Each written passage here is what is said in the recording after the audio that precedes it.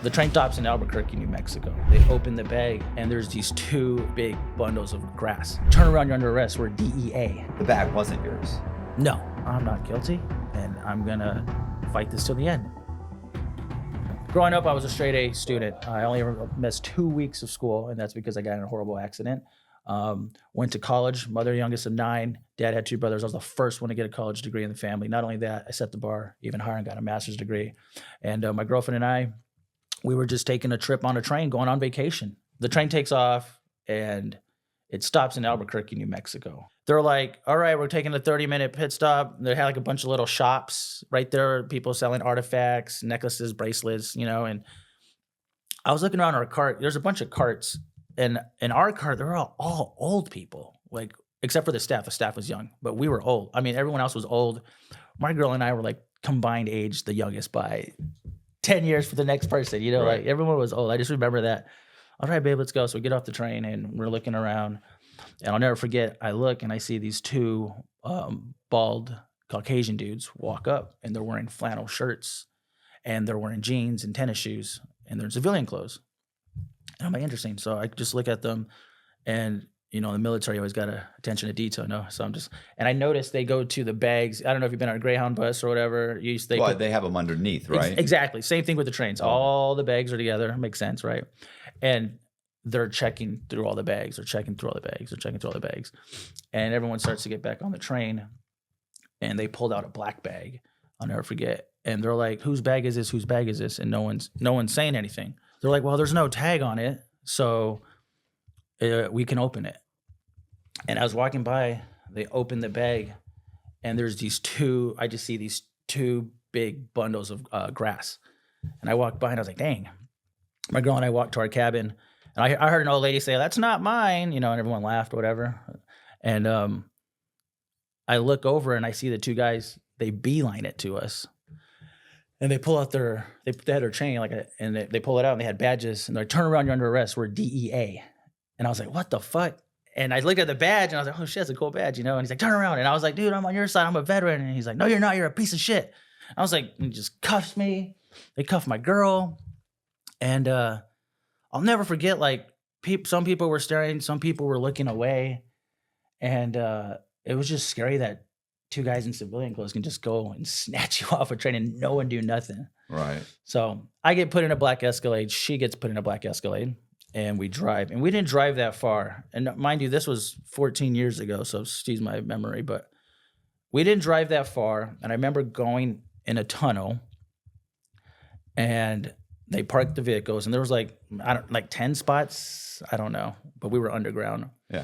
And then we go in through this door, and it was like a big square, and there was like 2 cells, 2 cells, 2 cells, 2 cells. Their little interrogation area, and then we go in there. They take our pictures, like their mugshot version, I guess. It was just like a little camera, and they put me in a room. They put her in a room, but they interrogated her first. And they weren't cells with like the bar. It was like a door, but it wasn't like the heavy door. I can't really explain it. And then there was just a cot and like a rug for a blanket. That's all. You know what I mean? And no windows. Yeah. It was like a little cell. And they were so nice to her. They're like, do you want water? Do you want soda? And I was like, I'll take something. They're like, shut the fuck up. Like they were just. So yeah, well, they're hoping she's gonna say, oh my God, it was the dope was his, and you know, like that's what they're hoping, is that she'll do that, and then you have to buckle because I got this shit telling on me. Yeah. Yeah. But so a couple questions real quick. Sorry. One, the bag wasn't yours. No. You hadn't even seen the bag. You didn't. No. Okay. Did you guys have bags? Yes, I'm gonna get to that in a second. okay. Yeah. Because they actually, I'll get to that in a second. I'm curious, what are you thinking during this, what is it, 30 minutes, hour, whatever, this, from them pulling you for the bag to where you're at now? Like, what are you, are you freaking out? Like, dude, like what, like, why are you pulling me? Or like, what's your mindset? They're 2 DEA agents, and they literally did the whole good cop, bad cop thing, right? And I picked up on that pretty fast. And again, I'm 21. I think my girl was like 19, 18. And so yeah, I was freaking out because like 1 minute I'm on a train, the next minute I'm underground somewhere, just like that. So they put, and I'll get to those questions in a minute. They put me in the cell, and then they both go in my cell, and they're like, get naked right now. And I was scared. I've never done this before. And I'm like, are you guys going to me. And they're like, no, what? They're like, no, what the fuck's wrong with you? They're like, we want to make sure you got nothing up there. And I'm like, you can just ask me, you know? And they're like, turn around. So I turn around, they bend over, cough, and I go, and they're like, all right, get dressed. So it's fast. So I get dressed and like cut to, it's like the singing in the movies, you know, like after something happens, everyone's sitting at the table awkwardly quiet. Right. They're both looking at me and I'm looking at them and we're looking and I'm like, I understand the cavity search. Right. But did you both have to be in there? Right. And they look at each other like, well, he's got a point. Why were we fucking both in there looking at this naked guy? And then they start grilling me and I'm like, it's not mine. You got the wrong guy. I think I'm brown. Everyone else, and there was, you know, I think it was racial injustice, racial profile. I don't mean to play that guy. Why? I was like the only brown person on that damn train. You're not brown. You're a white guy. I appreciate that, by the way. I think it's supposed to be the lighted. No, I'm just your kidding. name is Jacob Smith. I hear it all the time. You can't go with that. Like you need to alter that part of your story. It's not like if you were Manuel, you know, something, you know, whatever. Yeah, but they don't know your name when they don't know your name when they see you. I get it all the time. People think I speak Spanish. No, I am using the whole Duolingo thing, but I barely know Spanish. So like, are you Spanish at all? I'm Hispanic. Really? My dad's as white as him, and my mom. Your last name's Smith. Exactly. Okay. Anyway, I'm just not. Yeah, you don't look Spanish to me at all. I've never heard that before, by the way. Really? Yeah. They both say I act white, and I'm like, no, I'm Hispanic. You know, I'm both. I'm from both amazing. You know, I got everything in me. You know, but anyways, and then compared to like all the old people on the train, I think it was more like you were just young. Yeah, you were young. Probably they thought it's none of these people that are in their 70s and 80s. It's none of these old folks. It's that guy. It's that couple right there. Then you asked. The truth is, it was probably some fucking 75-year-old guy who's been doing this on and off. I know who it was. It was the old lady that said it wasn't mine. It was Scarface. Yeah. Remember? Oh yeah. He was doing that. Yeah. In Phoenix. We interviewed a guy, Ian, and he would take trains and put the package underneath the train and take the train back and forth. That's how he was moving product at one point. Interesting. From Phoenix. Yeah. Are you serious? Yeah. Holy shit. Might have been his. We should get him here. He'd be like, wait, was this in April? That's crazy. He'd be like, yeah. That's crazy. Yeah. So where was I? Yeah. So I'm like, you got the wrong guy. You got the wrong couple, right? And remember I told you I have a smart mouth. Right. Because they had said that, we have the guy playing bad cop, the D agent playing bad cop was like, there's a witness that said they saw you put the bag under there. Yeah. So I'm like, all right. After a while, I'm like, let me say something, sir, please. You found a bag with the other bags with no tag on it saying that it belongs to us. You checked us. We had nothing on us. Mm-hmm. Your one witness right now is on a train headed out of state. I was like, clearly you guys got the wrong people. Yeah. He's like, you watch too much fucking TV. We got you right now and this and that. And give me a break. So they put me back in the cell again. Or no, that guy ends up saying, the guy playing bad cop was like, because I had been there for a while. You know how it feels like an eternity, you know? And he was like, the feds, they don't want you. He's like, but we're giving you to the state. So he gets up and storms out. I never see him again. I go back to the cell, and again, I've never been in this situation. Now, in college, when I went to ASU, I did a bunch of stupid stuff, and I would have like a couple run-ins with the law, and I would go to court, represent myself, and win, get it dismissed. You know, there's a lot of gray area in the law. A lot of people are intimidated, but I'm not intimidated. Right. At least when you're young, arrogant, and cocky, you know. So you live and learn, though. But I would win a bunch of small cases, you know, and so I wasn't like, but this was next level, right? So I just went to my little cell.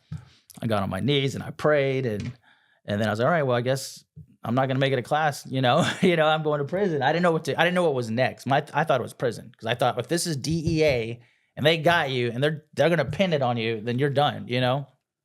So I just laid down. I took a nap. All right. And time goes by, and then the door opens, or it opens, and it's the DEA agent, the good guy, the guy that's playing good. He's like, come with me.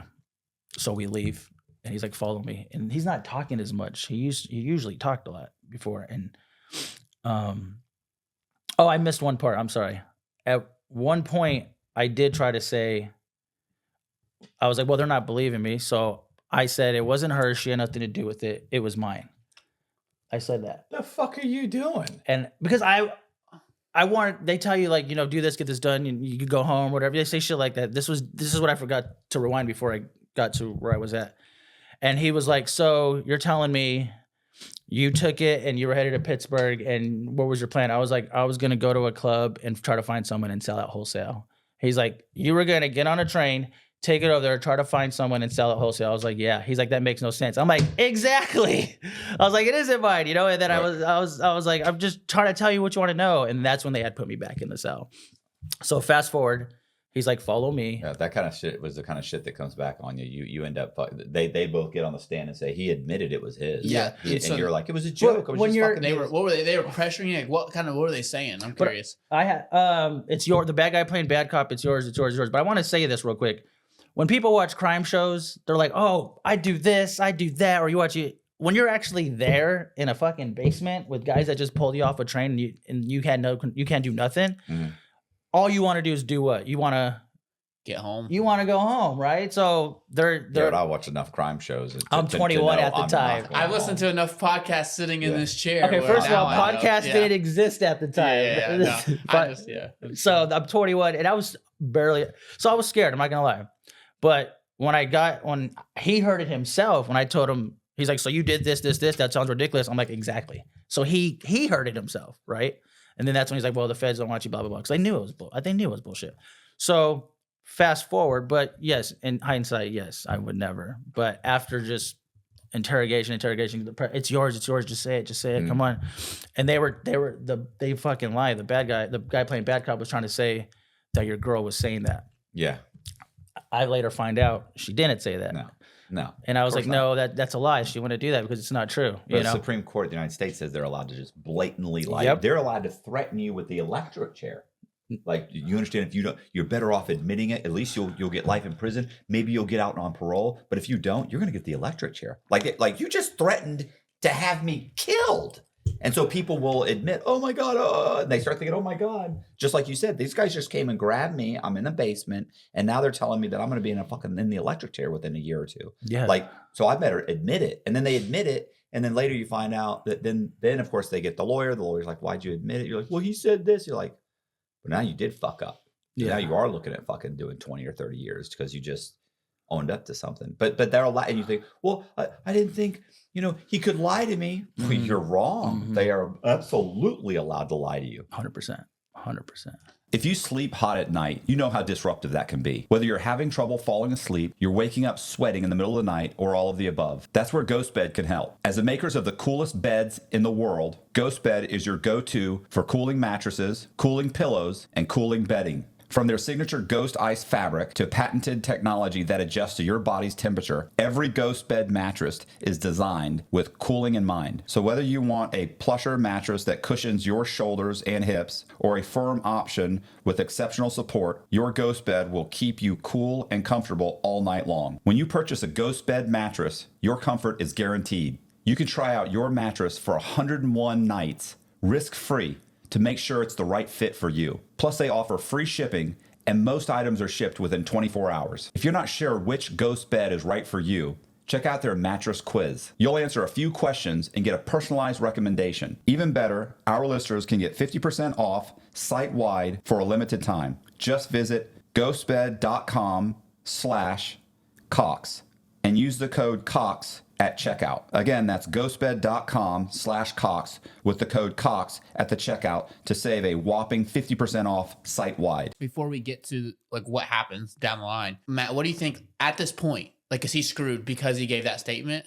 Is there a way to get out of it? It sounds like he covered it right away. Luckily the guy was like, it doesn't make sense. Exactly. So it's kind of like, it would be better if it was on film, because a lot of these guys, if he's a real real fucking shitball, then that cop could have been like, oh, you just admitted it, and just walked out. And then from then on, basically said, you've already admitted it. And you're like, no, it was a joke. I was just fucking with you. I didn't, no, you admitted it. Yeah. And then now he's going to get on the stand and say, this is what the guy said. Yeah. And then when his lawyer says, wait a minute, he was a joke. It was a joke. He was clearly joking. No, he wasn't joking. He admitted, here's what he said. I heard it. My partner heard it. Well, yeah, but then he turned around and said that. No. He did because he realized he fucked up. But trust me, he was serious. And then you've got the jury here and he just admitted it. He realized he fucked up and he tried to take it back, but he did admit it. Mm-hmm. Now you got two fucking What was it, DEA? DEA. DEA agents telling 12 jurors he just admitted it. We had his fucking drugs. This is what his plan was, and he's going to fucking jail. Mm-hmm. Because as a juror, you think the judge is infallible. You think that the officer certainly wouldn't lie, and this guy's in an orange jumpsuit with handcuffs on, and he got pulled off the train with a duffel bag full of fucking dope. Of course he did it. You see what I'm saying? It's like, even now, right now, you're going to prison. I know fucking how it is. I'm like, yeah, it sounds like he did it to me. So, yeah, well, wait till you see how it all plays out.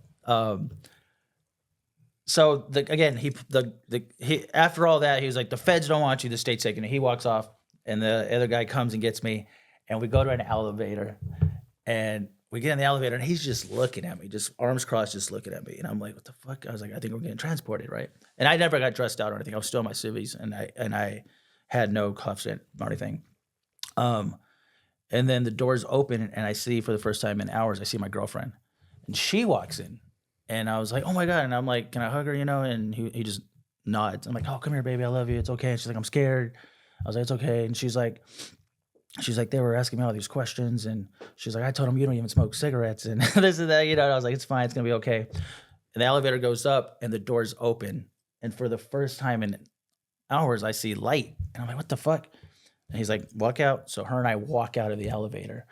And I just looked, and I'll never forget, again, this was like 14 years ago. It looked like it was an office. There was like 2 chairs, a ficus, 3 chairs, a receptionist desk with no receptionist. And I don't even think there was a computer. And I'm like, holy, this is I think they're using this as a front. Like, you would windows, doors, and glass doors and windows. Like, you would never guess that underneath our cells in an interrogation room, which, if you think about it, makes sense because we were like on foot. We were 5 minutes from the train station. So I'm pretty sure like in every major city, they have these, right, for smugglers. Mm-hmm. So when you think about it, like, I guess they're like, okay, I guess that makes sense.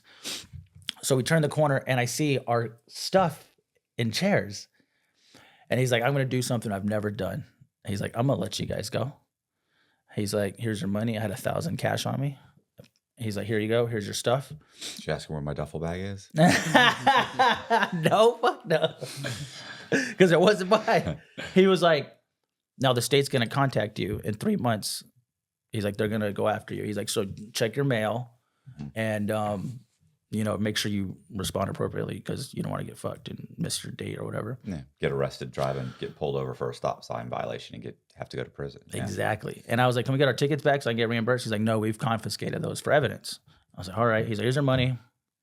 How do I get back on the fucking train? You got to just pay for it? Yeah. And at that point, from thinking prison to going home, he was like, walk out that door, take a right, I think. And he was like, just keep walking, about 5 minutes, you'll be at the train station. I'm like, she's like, can I go to the bathroom? I'm like, fuck no, let's get out of here, So we get our shit, put it on, we're like, later, walk out.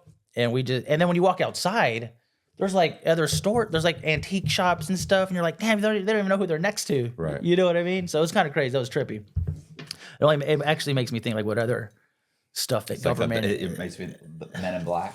Yeah. I've never really seen it. You've never seen Men in Black? I mean, like I know what it is, but you kind of go into a nondescript building and you get into an elevator and it goes yes, way down to there's this entire labyrinth of offices and it's a huge I can tell you department. I can tell you firsthand from that little spot, they exist. I hope I don't get snagged up for that. Anyways, so we book it back to the train station. I was like, I just want to go home. So we go, we're like, fuck it. We buy we're like, let's just go all out. So we buy another cabin. We're like, we're going to go all out and get a cabin. We're not going to just sit in regular seats. So we get the tickets and we're headed back to Phoenix. And I'll never forget, I was just so happy because I was going home. I thought I was going to prison and now I'm going home. And what they did as part of your package is you got a free meal. Well, it's not free because you technically pay for it, I guess, but they would pair you up with other people and you would have dinner together. And we got paired up with this old couple. And I'll never forget, I'm eating asparagus, steak, loaded baked potato. I'm just like happy, and the lady's like, well, we took pictures today and about artifacts and went sightseeing. She's like, how was your day? And I'm like, well, Gladys, let me tell you. We were interrogated by the DEA. Close. I was like, We were taking a train to Pittsburgh. We got wrongfully accused of smuggling 45 pounds of grass. I got a finger in my ass. Then they let us go, and they're letting me go back home. And she's like, excuse me? I was like, Gladys. And my girl's like, shut up, shut up. She's like, we had a long day. Right. And I was like, what she said. She never talked to us the rest of the meal. And we finished the meal, and we get home. And I just remember having like this big party. Hey, we're home, and I made it. And so life goes on. We're going to school again. She went to ASU as well. And I'm going to school. And then life, like, it kind of like almost like forgot about it. Like, was that a bad dream? Like, did that really happen? Did I get pulled off a train, butt underground? And then about 3 months passed, just like he said, and I get a letter in the mail, and it says State of New Mexico versus Jacob Smith. And they went after me. They didn't went after her. Right. And I don't remember, but I just remember seeing like 4 big bolded points. And it was being charged with 4 felonies. It was 45 pounds of marijuana. That's what it came out to. I think it was like going across state lines, distribution, and I think obstruction or something. I don't remember, but I know. How ridiculous are any of those? Like, the most you could get me for is being in possession of 45. Like, the rest of those are all. Yeah. Whatever I did dispute it. Where did I distribute it? Well, I guess. It was in a bag. They just throw shit, see what sticks to the wall. Yeah. That way they can go and say, well, we'll drop these 3. Yeah. You plead to this one. Yeah. So 100%. So I end up, this time I'm like, I'm not going to represent myself. I think I need a lawyer on this one. So I call Albuquerque. Were you going to say something? No. So I get a lawyer. Except I can't think of Albuquerque without thinking of the Looney Tunes comic strip where, but you don't know. This was an old one. What? I don't even know what you're talking about. It's like the Roadrunner. I know. He'd run through like, I ran here and here, and I stopped in Albuquerque. They always talk through that in there. Anyway. I know the Looney Tunes. I didn't know that part. I'm glad he didn't get, taken off a train and snatched up or anything. Maybe the Wiley worked for the DA. I don't know. So I get a lawyer. Her name was, I'll never forget, her name was Amanda. I don't know her last name. And she was Hispanic. And she's like, oh, this is racial profiling at its finest and this and that and blah, blah, blah. And she's like, she's a stretch. I'm going to help you. We're going to win this. This is going to, she's like, this is going to help my career. And I don't know. And she was pumping me up. I'm like, yeah, I got me a good lawyer. Let's go. So I had an arraignment. So my girl and I, you gave her $15,000 and she said, you should really just plead guilty. No. That's typically the way it goes. You know what? Honestly, I was thinking about this. I was coming. I don't even remember. She gave me, I think she didn't do a pro bono, but I think she gave me like a discount or something. What'd you pay? I don't remember. You don't remember? Was it 5? I don't. I can. You would have remembered if it was 50,000. It wasn't nothing like that. No. Usually I have a great memory, but I don't know. She didn't do it free, but it was something low because I remember she wanted to take it on because she heard the story and I thought she thought it would, would help her. I don't know. But this is the thing though. So I show up, my girl and I go back to Albuquerque. Now, luckily her friend had just moved there. So we had a place to stay. We definitely weren't taking the train back. So we ended up driving there and I show up to my arraignment and people would probably say, well, why weren't you texting her? Back then, I don't know if you know this or not, because you used to have to pay for text messages if you went over. Are you aware of that? So now what year was this? This was 2010, I think.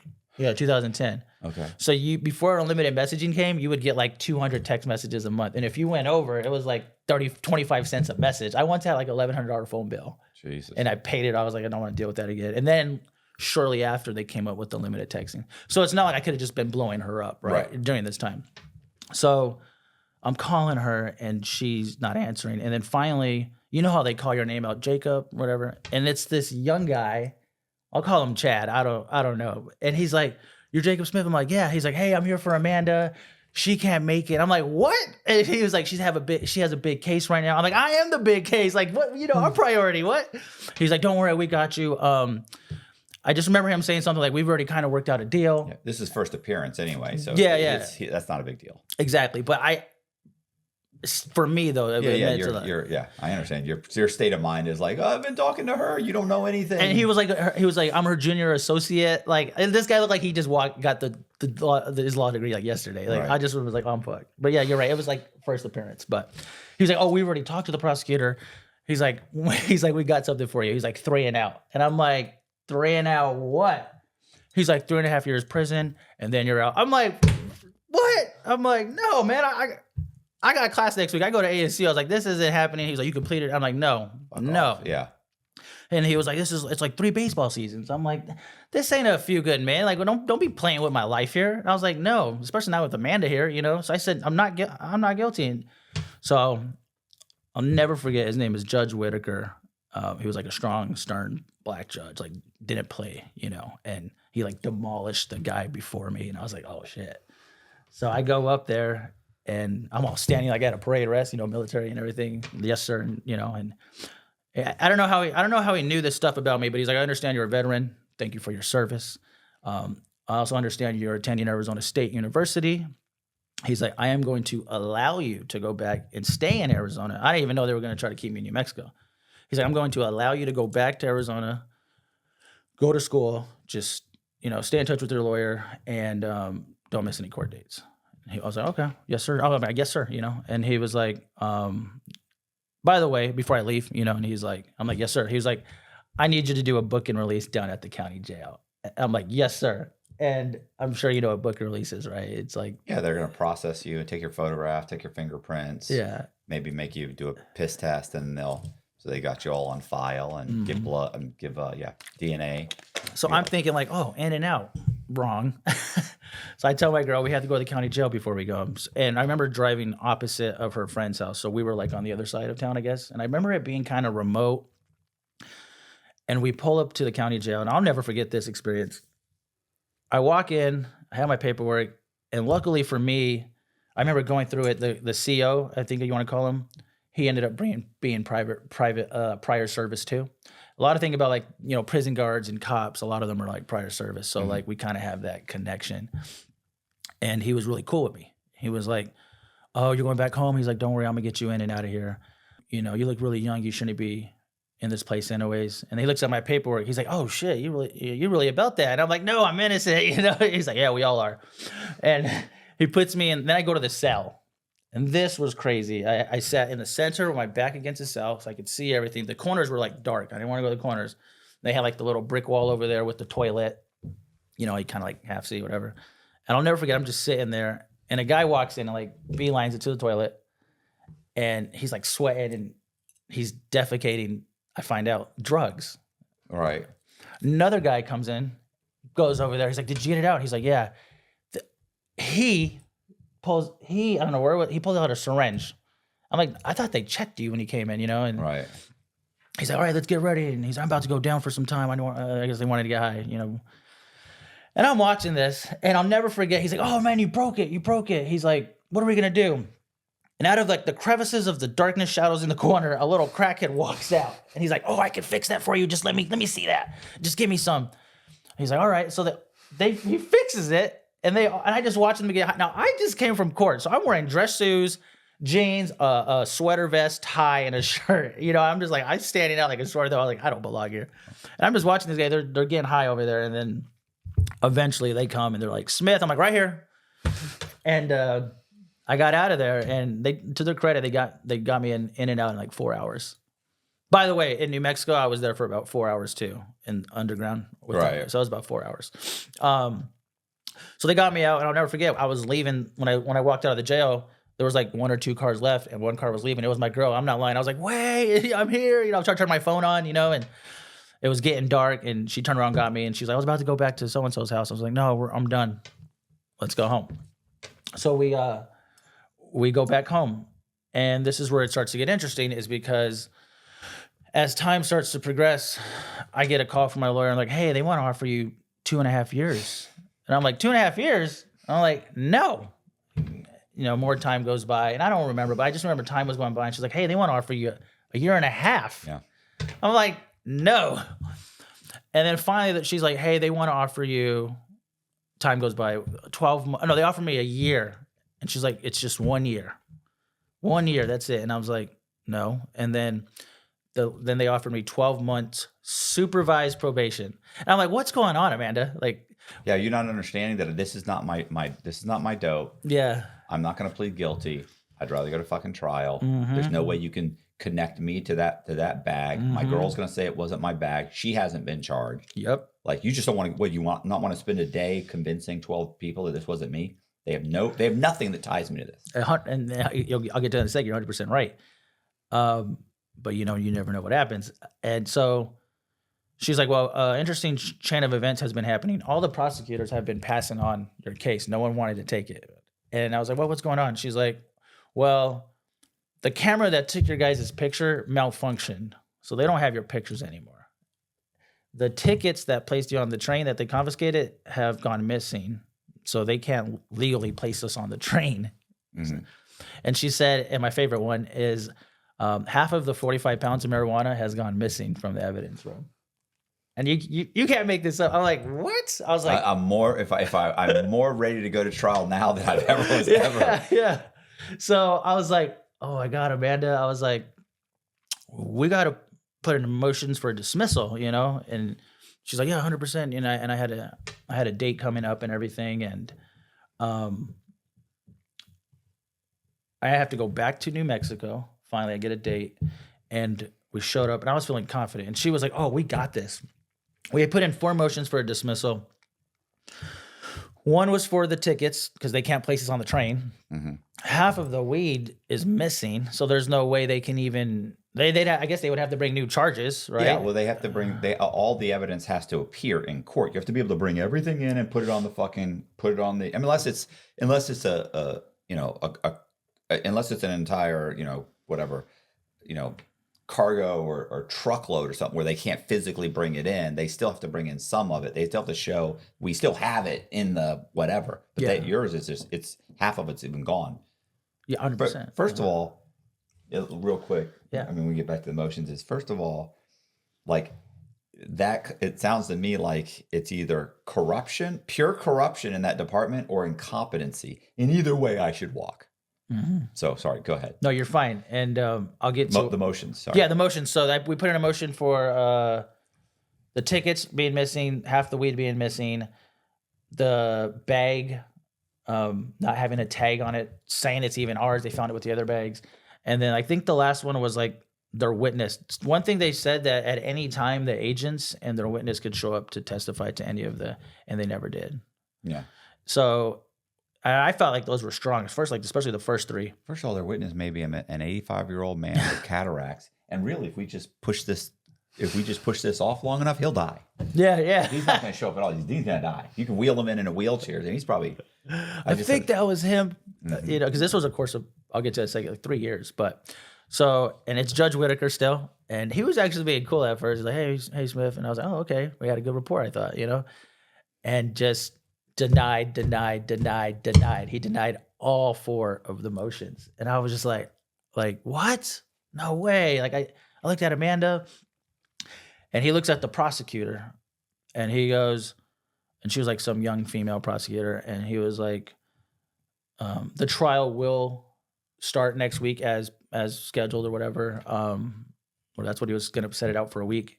He's like, but prosecutor, you better come with something new or I'm going to dismiss it. And I was like, that felt good to hear, Yeah. And she was like, oh, don't worry, Your Honor, we'll have something. And I'm like, So we storm out of there. I storm out of there because I'm PO'd, and I go in my lawyer Amanda stays back, and I'm in the corridor with my girl, and I'm just like pacing, and she comes out. I'm like, Amanda, I was like, I'm tired of driving back and forth here. You said we were gonna win and this and that, and she's like, I just talked to the prosecutor.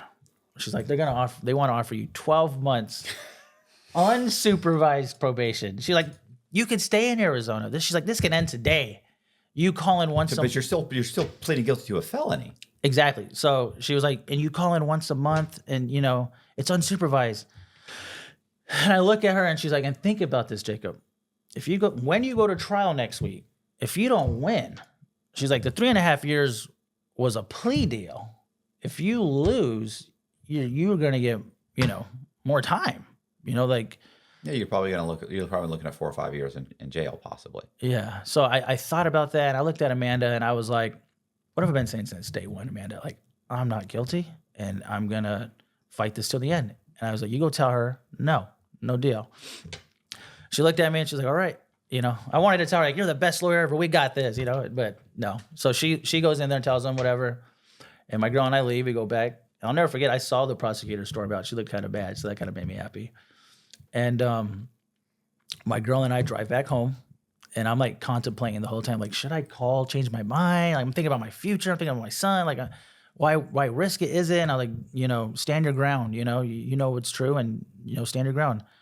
And we get home, and a week passes by, and I'll never forget. I was loading up the car, cliche, putting stuff in the trunk, and my girl's walking out, and I get a call. My phone's going off, and I look. It's Amanda. And she's like, Jacob? And I'm like, yeah. And she sounded like, and I was like, kind of startled me, And she's like, did you leave yet? And I'm like, no. And she's like, don't come. She's like, Judge Whitaker just dismissed your case without prejudice.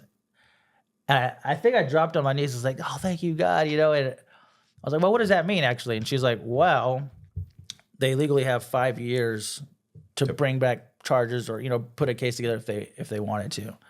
And she's like, but the prosecutor already assured me that they have enough on their plate. Yeah. It sounds like it sounds like they had nothing, but I was like, oh, all right, thank you, man. Well, they probably were doing that because they're thinking if they catch somebody else in 6 months and he says, yeah, matter of fact, I had a mule that was working for him. You even arrested him. His name was Jacob Smith, and you dropped the charges against him. They'd be like, boom, charge Jacob Smith again. Bring him back. We got a witness. This guy's going to tie him in with his whole... Do you see what I'm saying? Like, I never even thought of that. Yeah, they don't want to just say, they don't want to say with prejudice, which means you're not allowed to bring the charges back. Okay. They want to leave that open just in case. What if we grab somebody else and he says, man, I've been shipping people. I can give you a guy right now. You guys had nothing on him. You dropped it. But yeah, you could have been somebody's get out of jail free ticket. But, 100%. I mean, you couldn't because you're not guilty. But I'm saying in their mind, they're thinking we may be able to wrap him up still. Yeah.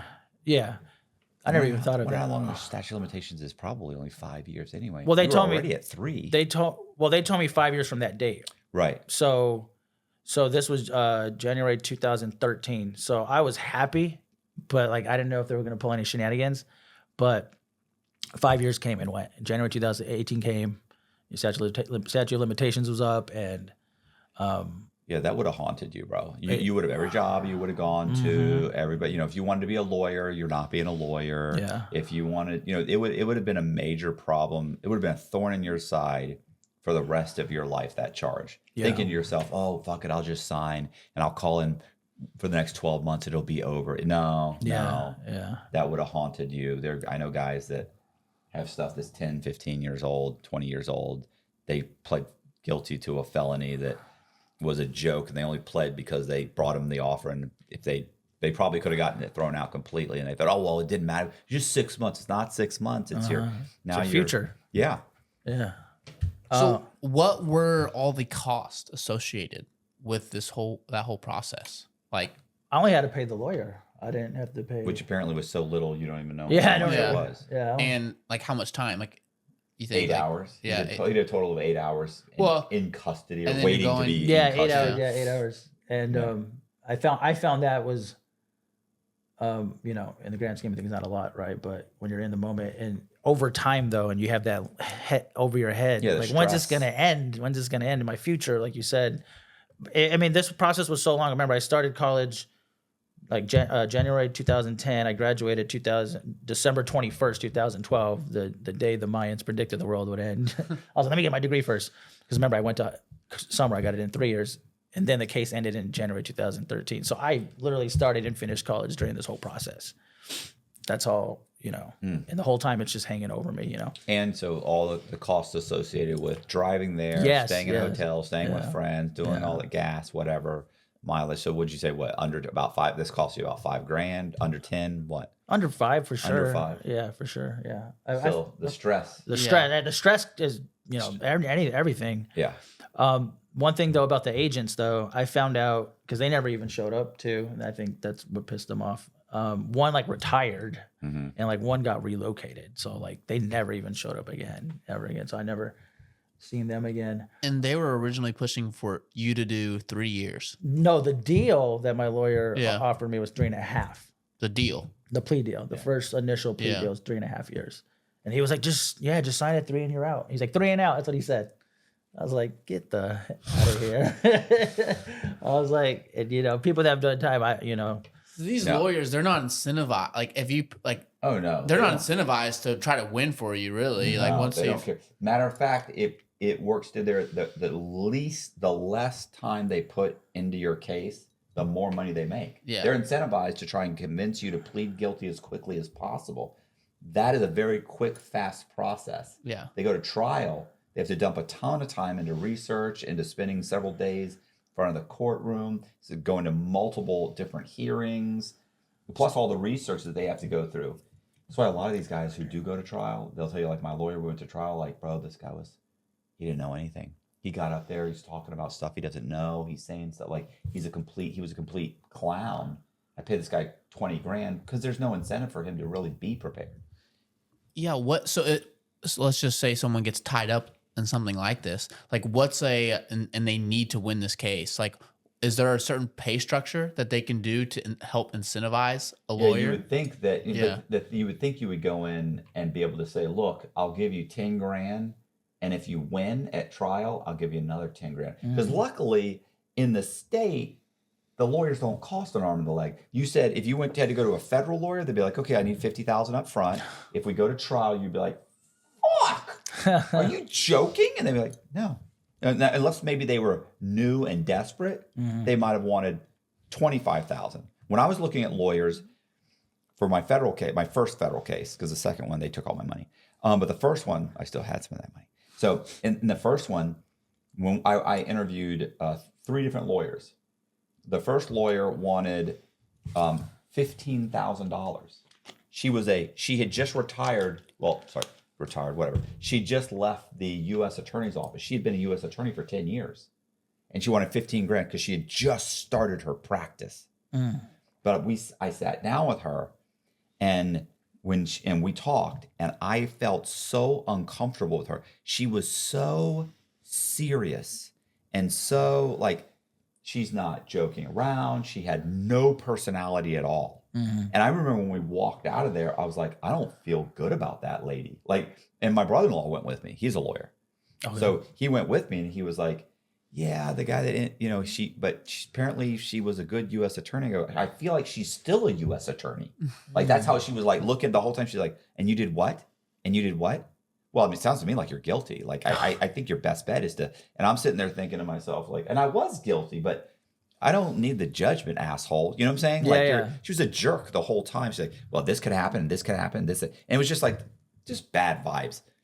The next person was like, well, if I took you on as a client, it'd be $50,000. If it went to trial, it'd probably be another couple $100,000. Jeez. And I was like, and that guy didn't want to take the case, because he knew my brother-in-law.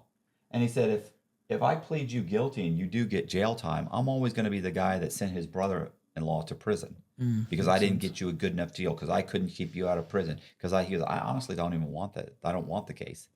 He's like, plus he was at the end of his bandwidth. He's like, I got a bunch of people. I could give it to one of my, my guys that works for me. I could supervise, but honestly, and I was like, next guy I went to actually was raised with his daughter. He lived across the street from me. His name was Gary Trombley. And that was $75,000. And as soon as we paid the $75,000, it was, well, I was always going to take a plea. I just basically wanted somebody to give me a plea that I didn't have to go to prison. But initially he was like, I'm going to do everything I can to keep you out of prison. But yeah, $75,000 just to plead guilty. That's crazy. In the federal system. So I could have gone, but here's the thing. The $15,000 woman, honestly, was the better bet. I probably should have gone with her, and I probably could have. She just wasn't personable. Now, if it had been a state case, you can pay a lawyer $5,000, $10,000. You want to go to trial for a week? 20, 25? A good lawyer, $25,000. That's crazy. But you have to think too. People don't understand that they get so overwhelmed and terrified and scared, and that they plead guilty to something that they didn't do. Luckily, 99% of the people that are pleading guilty to something that maybe they feel like they didn't do. And I'm not saying that there's tons of people are pleading guilty to what they did do, but let's say the people that pled guilty to something they didn't do, 99% of those people are criminals to begin with. You know what I'm saying? Like, yeah, I didn't do that, but I've been arrested 4 times. I'm currently selling this. I'm currently running a lab making, whatever, ice or something. You caught me for this. Those drugs weren't mine, but I'll plead guilty to it because I'm also doing this, and I don't want to have to pay you a bunch of money. And you see what I'm saying? Like, they're already involved in the drug game in some way or another. Maybe they're pleading guilty to your drugs. Yeah. If I got pulled over and your drugs were in my car and you won't admit to it, and then you're now testifying against me, I'm going to plead guilty. But the truth is, I'm already in the game. You see what I'm saying? Yeah. You're just some guy who made the mistake of stepping off of an Amtrak. Yeah. The funny thing is to get a Slurpee or something with your girlfriend. Next thing you know, you're in cuffs. The funny thing is, we were talking about this story before you come here, and like a lot of times, guys who get arrested, like they're doing bad things, and they're like, and they got me for this, and I wasn't even doing that. And then Matt always goes like, well, yeah, you were doing this though, like you are a criminal, like you are doing these things, and they're always so indignant, like they're just like. They're like, yeah, but that cop lied. Yeah, but you're breaking into people's houses. Like, I get it, he's a scumbag and he should play by the rules, but you're acting like they fucking yanked you. They pulled your car over and you were on your way to church and they threw you in jail. You're still guilty of something, right? Yeah. That's what I always say too. It's like, and I tell people, be mindful of your surroundings because you could be going on vacation and like you're just saying, get snagged up by the law. Get snatched up by the law. It's just be careful of your surroundings. I mean. You never know. So I tell people, now that I'm older and like no longer in my 20s, finished college, finished all that, have another baby boy. He turns 2 next month. Just starting to settle down. Just stay out of trouble. Right. Don't stay out past 10. I was gonna say you weren't in trouble. You were traveling on an Amtrak. Like, how is that trouble? With sounds like 95% of the passengers are in their 70s. Yeah, I get. And that's another thing too. I always thought because the staff there was a lot of. I don't know. I thought it was probably someone on the staff. Oh, you thought it was somebody on the staff. Okay. And it'd be easy for them. I don't know. That's what I always thought. But when they grabbed you, what you should have done was said, listen, I know how it looks, but honestly, it was that guy right there. We saw him put the bag in the... Well, because somebody apparently did that to you. Oh, I saw him throw the bag in there. It was his bag. Was there really a witness? No, I guess. I mean, that's what they were saying. Did you ever see a witness statement? No. That's what I was saying. Remember I said that they said at any time they could show up and give a statement, but that never happened. Because I kind of assume that maybe somebody did say that because a lot of people want to help. Well, remember they were trying to have her lie too, so they could have been making it up. I mean, yeah, I don't know. But I would have thought Amanda would have gotten a hold of any statements that had been made because he had already said there was somebody. Well, if there was somebody, then you have him somewhere, and Amanda should have gotten a copy of that statement. Yeah, not that they're going to go and research. And now, a month before trial, we're going to go and interview everybody that was on there. We're going to find somebody. No, they would have already had somebody. Yeah, I think they probably would have, because remember part of my initial thing was like, and your only witness is on a train leaving the state right now. Right. I think they would have got a statement then. Yeah, no, they're gonna. I think they lied. I think they obviously lied. They're just trying to intimidate you into saying something. Listen, first of all, the DEA, and if there's anybody from the DEA, any agents listening, I'd like to let you know. We'd love to have that. Well, one, we'd love to have you on, but the honest truth is, like in the list of law enforcement agencies, you're like the redheaded stepchild. Oh, God. Like they're it's the bottom of the barrel. DEA is the bottom of the barrel. That and. Maybe tied with ATF. Like they're really just beat cops that are just little thugs that run around and they're just it's just like the worst of the agencies. Not that the FBI and Secret Service and Homeland Security is better. They're filled with more people that are more professional. Yeah. But ATF and DEA, like they're basically like drug cops that are like they got a degree. And I'll never forget Amanda told me because I was interested. Like, well, how does half of 45 pounds go missing from the evidence room, and she said that wasn't uncommon in stuff like that. Yeah. So I guess they just take it, you know. And I was like, "That how they get away with that?" You know, and they're just fucking up their own case. I guess I don't know. Well, they don't care if they're doing that. That's their gig. Like I'm working cases. We get people to plead guilty, but we also sell stuff out the back door too, and we're offsetting our $110,000 a year, our government job with an extra $40,000 in stuff we sell out the back of the evidence crazy. locker. It's like they're selling it legally. So has your opinion of the justice system changed? Yeah, what did you end up getting your degree? Yeah. You said I got my undergrad in criminal justice. Interesting enough. So I was more well versed by the time I was, you know what I mean? What are you going to do now? Well, at the time I was going to go to law school, and then I was like, lawyers are a dime a dozen, and then I went to get my MBA because as a young kid, I started. My dad never bought me anything name brand. Right. He wouldn't do that, so I started doing yard work. I started selling candy.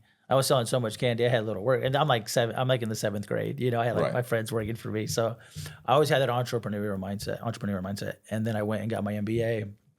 So I went and got my MBA instead of my law degree. And then my buddy and I ended up starting a photo booth business, you know, the weddings and everything. And as business started to pick up and the calendar was getting full, COVID happened and everything just went out the door. So to bring everything full circle, Arizona has now legalized recreational marijuana.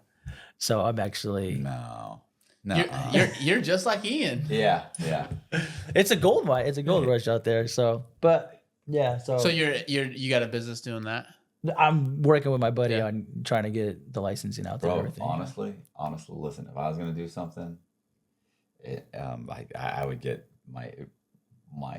I'd become a lawyer and be a criminal like a criminal lawyer, because honestly, you know, it's so funny once you kind of learn the system, it's such a joke. Like the lawyers are so incompetent that if you just were even, it's more about marketing yourself than anything. Like you can make a ton of money as a lawyer, and honestly, you don't even have to do anything, because 99% of these people are pleading guilty, and they are guilty, and so you're really just walking in saying, "Hey, I'm representing Pablo here, Your Honor. Yeah. He's convicted with, or he's been, you know, convicted of, or caught with this much drugs, blah, blah, such." You know, you realize when you watch him, you're like, I was going to say, you're just going through the fucking it's motions. a conveyor belt. It is. And then you go to the guy and you say, "Look, it's $10,000, and you can give me $3,000 now." "Oh, I don't have $3,000. Okay, well, I don't work for free. I can give you a letter. I can give you the phone number to the public defender," and they'll be like, "Oh, no." But they'll start paying you. Yeah. They'll get you to $3,000. They'll start making payments to you. And so, you know, you've constantly got people paying you money. Every once in a while, you get some dope dealer who walks in and gives you $20,000 down or $15,000 down. And you, as a lawyer, once you've been in that environment long enough, you know how everything works. And it's just wheeling and dealing. It's very little to do with the law as much as it is wheeling and dealing. So you end up just kind of being a broker for time for these guys. And you can, as a criminal defense attorney in the state, you can easily make a couple $100,000. 100%. Yeah, a year. Yeah, and you have 2 years. You have a 2-year law degree, and you're basically like a used car salesman. Just kind of like, here's what I can get you. I talked to so and so, and you know, these guys make a ton. It's a license to print money. It's ridiculous. 100%. Yeah. So I thought about it, but like the paperwork and stuff, I was like, I don't know about I know. that. I hate that. The I know. paperwork. You see him walk into court with all that paperwork. And Oh, stuff. that's all from somebody else. That's nothing to do with you. You know what I'm saying? Like, they're such liars. But anyway. It's all blank. Yeah. I was going to tell you was the photo booth thing. Listen to this. I don't know, where did I hear this? There was, and I thought about doing this. I thought, if you had some extra money, like if you had let's say someday we actually get out of my living room, we actually do a studio. Yeah. Like we actually said, fuck it, let's just go rent a place for $500 a month, you know, or $1,000, whatever. And you know what? There was a guy that built the inside of and it's only half of like a Lear jet. Yeah. The inside of a jet for people to come, and for like an hour you can rent it for like $100. You can come take tons of photos. of you inside. You know what they do, right? They stick the camera, the lap, or whatever they're using in there. That's what we had too. We had. Oh yeah. Oh okay. So had, it looks like you're inside of some Lear jet, and you're like, what a fucking racket! Like that's awesome. Yeah. Oh, they got creative. We went to. I mean, we had like ours was $10,000. Like it was top of the line. Big mistake. It's now that you learn, it's marketing is where it's at, right? Right. But anyways, I mean, you would go to events and like people would have like the hippie vans, and you'd go in there and they'd have like the chairs and the pillows, and they'd have like the camera all set up and everything, and that's how they had theirs set up. I mean, it was like ridiculous, and it was lucrative because once you buy the booth and everything, like you're paying for film, and then you just have to advertise or it. digital. I mean, you're advertising, not film. I'm sorry, because it's digital. You could literally like put in their number and it'll send it directly to your phone. You can put it in Instagram, it'll send it directly to your Instagram. I mean, it was crazy what you could do with that stuff. Yeah, there's no cost other than just showing up and letting them use the facility. Yeah. It's funny you say that because I was sitting here thinking while you guys are talking, like, yeah, you could build a box. Like because I just seen something on Facebook the other day, like a colored box, and they just take photos in it. It's like they get creative too. Because with ours, I was like, man, this is cool. And then like when we found out how to use it, it's just a Canon camera up there. They placed inside it. That's all it is really. It's you can put it in anything. I was gonna say, James, my buddy James from Las Vegas. Yes. So he rents a studio, right? But the studio, the guy has like 6 different sets. Mm-hmm. So he has one that looks like it's kind of like you're in like a really frou-frou girl's bedroom.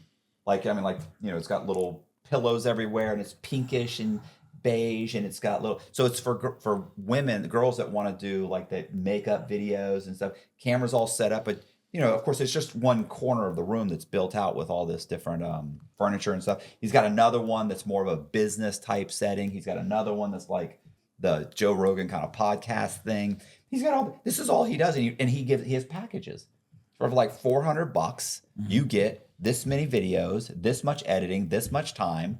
And he does the whole thing for you for, whatever, $500 a month, you get this much. And if it goes over, you get this much. And it gets, that sort of thing. That's James's business? No, he goes there. James he goes with this guy and he runs it. And it's funny because when I went there, I was walking through the place. I said, bro, I've thought about this I've always wondered, why doesn't anybody do this? And he's like, listen, it's doing great. He said, what we're mostly churning out. I said, how many people are doing it?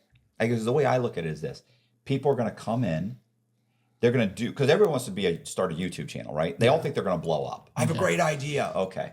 I'm amazing. It's going to be amazing. Okay. And then what they do is they come in and they do it for 3 months. So you're like, look, you don't have the cameras. We have low-end cameras. Man, they're $700. We got how many? We got 4 of them. Like this setup is $5,000, right? Just for the junk, all the equipment we have. Just the equipment. So to see if it's going to do okay, do I pay for 3 months with this guy and give him $1,500 or $2,000 and get myself every week? I get a 1-hour podcast that I can put up, and if I'm amazing, then most people think in 3 months, yeah, 3 months you don't know shit. Yeah, nobody's still watching in 3 months, so you got to go years. Yeah. But. So I was telling him, like, I was thinking that. I said, and I figured, okay, well, you get them to sign a contract for 90 days. And then they come in, they do it. And then that we can continue, or you can just buy your own equipment and set your thing up in your spare room. So, but I had never seen it though. And this guy had the whole thing. And honestly, it was a great setup. He was telling me, I'm doing great. Like this is. I've thought about doing something similar, but it's like, Vegas is such a big market. You have to do it in Tampa. You know what I mean? Yeah. You have to be in Tampa because that's where all. It's the closest thing we got to Vegas. Yeah. You'd have to do it in Tampa or Orlando.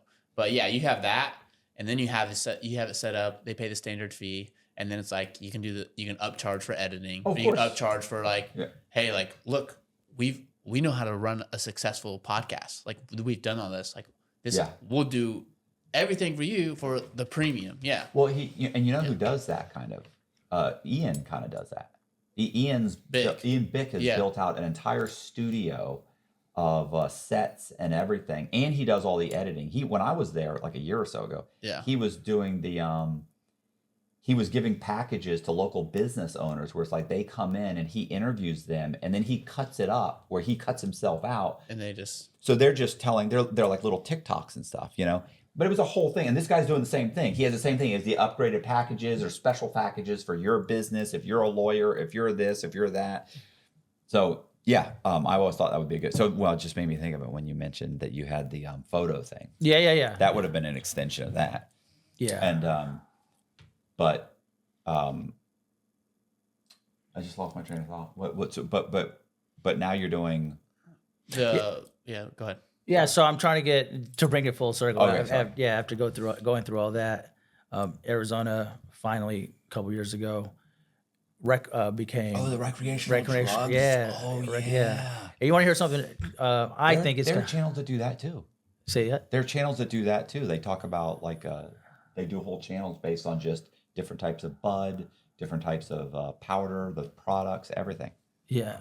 Well, you said there's YouTube channels? Yeah. Did I do that? I didn't There is, yeah. but there's also who knows what it's still marketing too. You still gotta market the hell out of it. Who knows what not that you'd be going viral for that anyways, but the monetization side of it is a little iffy. Because when I'm searching up stuff for like ads, like is this safe for ads? I've seen those type of channels and like those people are talking about it because it's like all they talk about. So they're like, yeah, you can and can't talk about certain things. Yeah, I'm not sure how they get monetized. Yeah. It's like, am I just like, they may make money from selling their product and stuff like that. They may not make money from their ads. Got it.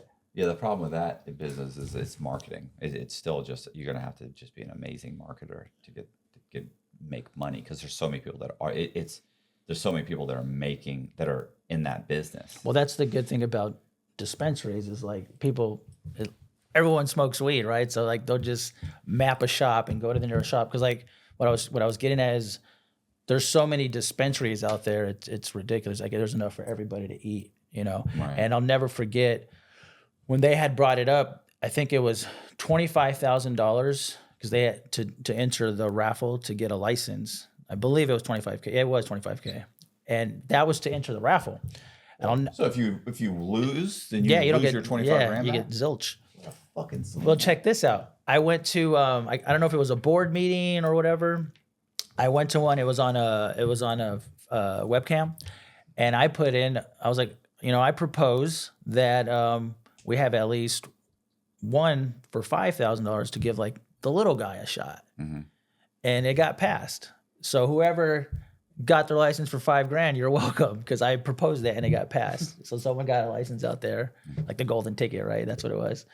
And then what you got to do is put 5. You get 5 of your buddies to sign up, so you skew the odds and give each one of them $5,000. You got a much better chance now. Yeah, 5 entries. I'm sure that there now, like, so my buddy that I'm getting with, he's worked his way from he's like up there now, and I guess they're buying other places. Like they're literally just buying everybody out. Like dispensary, they're buying all like they're not. I mean, everyone's making money, but like they're buying the little ones. So they have like so many stores now, and it's just buying out the competition. I was gonna say that, or you got to set fire to their buildings.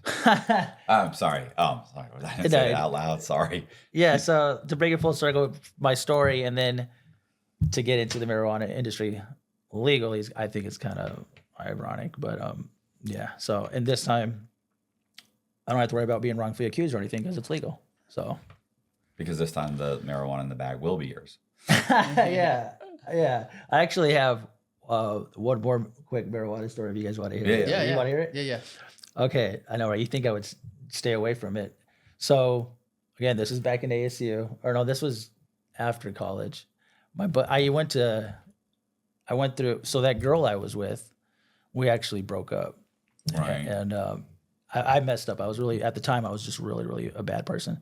But what do you do when you break up and you're in Arizona? You go to Tijuana. So my partner, the guy I'm talking about, him and I went to Tijuana. I had the time of my life. Okay. And this, don't believe the media, because this is when they were saying, don't go down there. They're chopping heads off and this and that. We went down there. They were like, oh, come on, VIP party. I had the time of my life. Come back. We went again. And then as I was going to Tijuana the second time with a group of people, we stopped at a gas station and the clerk was like, oh, you should go to Mexicali. She's like, it's closer, it's fun, it's better, and this and that. Don't ever listen to the gas clerk, and I'm young and naive. And I was like, all right, I'll keep that. I'll keep that in mind. So we go to Tijuana, and then we come back. And then next week, my buddy and I, we go to Mexicali, and we take my buddy's car, who was a pothead, and we take his car. He had his medical card, and we drive to Mexicali. And as soon as we pull up to the hotel, the car dies, and him and I get out. His name was Dominique, and you can imagine what he looked like. But he's like my best friend, one of my best buddies. And we go in the hotel. And we were kind of like bummed. I was like, listen. We could either be bummed because this car's dead, or we could go party and worry about this in the morning. It's like dark outside. You can't really see nothing. He's like, let's go party. And obviously, I was footing the bill. So we went, partied, go to bed, wake up the next day. The sun comes out. And just so happened, right across the street was a mechanic. So like, oh, sweet. So we took the car over there. They rigged it. I don't know what they did, but they got it running. So the car starts. We go to the border. And when we get to the border, we went to the wrong lane. That was my fault. I went to the passport lane. And we pull through, and they're like, pull over, we're doing an inspection. So we get out of the car, my buddy and I. He's all wearing a wife beater, he has like, his hair up. And I was like, Dominique, I don't know what's going on. And they checked the car. And again, it was my buddy's car. And he was a huge pothead. He still is, I think. And he would just throw, like, I guess his seeds on the floor. Right. So they came, and they're like, oh, they're pushing away. By the way, the Mexicans were cool. When we went into Mexico, they saw weed in there too, like the seeds, They're like, mota, and I'm like, no, it's not mine. They're like, all right, go, and they let us go. U.S., they were like, they're pushing drugs, they're trying to bring it back, this and that, and I'm like, again, young and naive, and I'm like, no, you got the wrong person. And I was like, I just got my degree in criminal justice, and this and that. And they're like, we're gonna search the car. So they put us in this little cage with other people, and they're searching these cars. It's on my Instagram too. And I'm like, they got us in the cage. They got us. And this was my fault because they were like, because I was kind of talking back to them, which you shouldn't do. And I'll never forget. She was like, they take me in and they make him sit down. I'm like, why doesn't he have to go? So they take me to the cell. And this is after everything had happened already with the whole DA and everything. Yeah. So they put me in a cell. I was like, I already know the process. Just please use one finger. And I started pulling my pants down. He's like, well, what are you doing? Pull your pants up. He was like, I'm just doing a pat. And I was like, you can't, So I was like, couldn't do it out there. So they pat me down. And then they bring me back out. And the sergeant comes, like the main guy in charge. Because I was like, oh, you can't do this, blah, blah, blah, blah, blah. And he was like, oh, you got your degree in criminal justice? He's like, well, then you should know I could keep you for 48 hours. So I advise you keep your mouth shut. And I was like, yes, sir. And the female comes in, and she's like, she has a little bag. She's like, we found it, 0.5 gram marijuana. And she was like, is that enough to push it? And he's like, yeah, let's push it. Write up the paperwork. And I was like, you gotta be kidding me. I should have kept my mouth shut.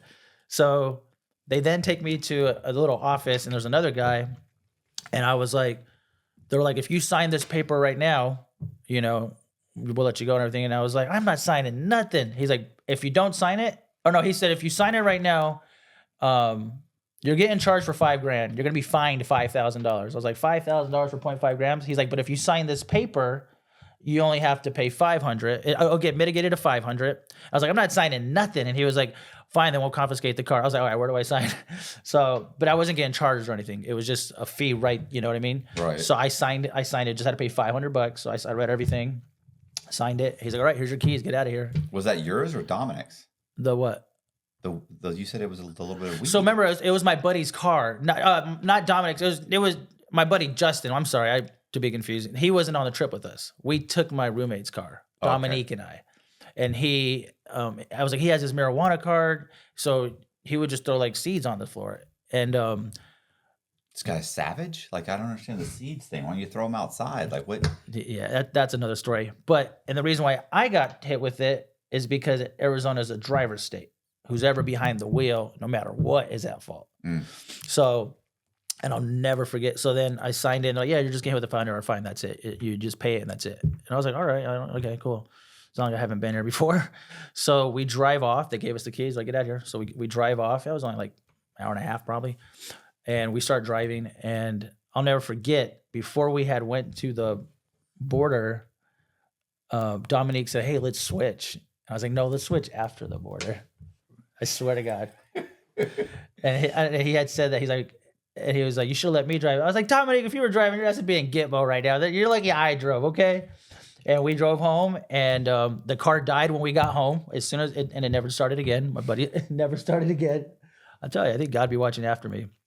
And then when I filed my taxes, they took the 500 out of there, and that was it. So, yeah. I feel like the comments will say like, "Oh, this guy's doing medical now. He got tripped up in Mexico." Like, it probably was his. Yeah, but that would probably be at the very they have to watch the whole video. Yeah, to get to that point. Yeah. There might be some comments saying that. It's always But I interesting. did specifically ask. I said, "So the bag wasn't yours?" You were like, "No, it wasn't mine."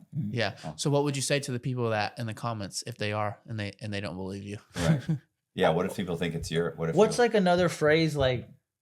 You know how they say life imitating art, something like that. Like the irony of it all, right? Right. Being wrongfully accused, this hanging over my head for so many years, and then to beat the case, and then fast forward years later, marijuana. We've moved a lot forward in time in our country about legalizing drugs, and now that it's fully legal, recreational, at least in my state.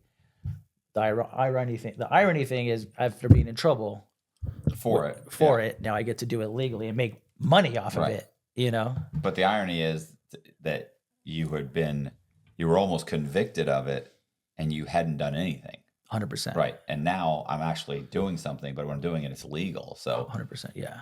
Hey, you guys, I appreciate you watching. Do me a favor, if you like the video, hit the subscribe button, hit the bell so you get notified of videos like this. Also, we're going to leave Jacob's links in the description box so you can go straight to his Instagram, Jacob Smith, MBA. And it'll be in the link. So go there, hit the follow. Once again, I really appreciate you watching. Please consider joining our Patreon. It's $10 a month, and it helps Colby and I make these videos. We put Patreon exclusive content on Patreon every single week. So that's super cool. And we also do the uncensored.